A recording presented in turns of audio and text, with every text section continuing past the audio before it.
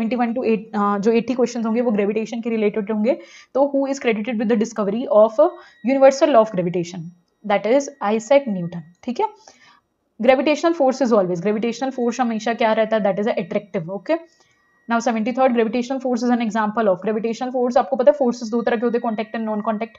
तो इसमें कॉन्टैक्ट नहीं होता दो ऑब्जेक्ट्स के बीच में, तो that's why it is called non contact forces. Now अब हम बात करते हैं 74th क्वेश्चन के बच्चे।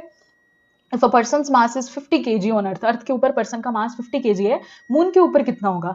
देखिए बच्चे हमेशा याद रखना कि मास जो होता है ना वो कांस्टेंट होता है, चाहे वो अर्थ के ऊपर हो चाहे वो मून के ऊपर हो, तो इसीलिए इट रिमेन्स द सेम, यानी कि 50 kg ही मून पे होगा। वेट बदलता है लेकिन ध्यान रखना। The value of G is maximum at, ये मैंने बहुत बारी कराया है, ये मैं नहीं बताऊंगी, ये तुम मुझे कमेंट करके बताना विद रीजन, मुझे आप सबका कमेंट सेक्शन में आना चाहिए, क्योंकि मैंने बहुत बारी वीडियो में बताया है जो एक्सेलरेशन ड्यू टू वैल्यू जो ग्रेविटी होती है उसकी मैक्सिमम वैल्यू कहाँ पे देखने को मिलती है हमें, equator, centre of earth, poles, atmosphere. ये क्वेश्चन बड़ी बारी सामने आया, मुझे लगता है ये एग्जाम में आने के इसके चांसेस हैं, तो अच्छे से कर लेना।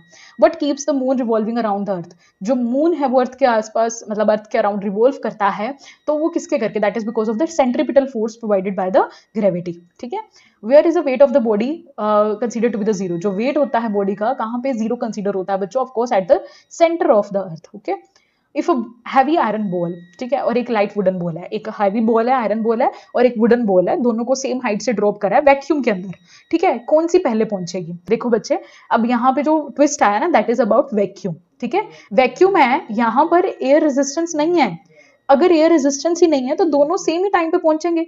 ठीक है, gravitational force is independent of, gravitational force का कोई लेना देना नहीं है मीडियम से बच्चों, मास पे डिपेंड करता है, हमने पढ़ा है, डिस्टेंस पे भी करता है बट मीडियम पे नहीं करता। If the distance between two masses is half, अगर दो मासेस के बीच का डिस्टेंस हम हाफ कर देंगे तो ग्रेविटेशनल फोर्स क्या होगा? अभी देखो मेरे पास सुनो, that is F is equal to G(m)(1) m2 by R square.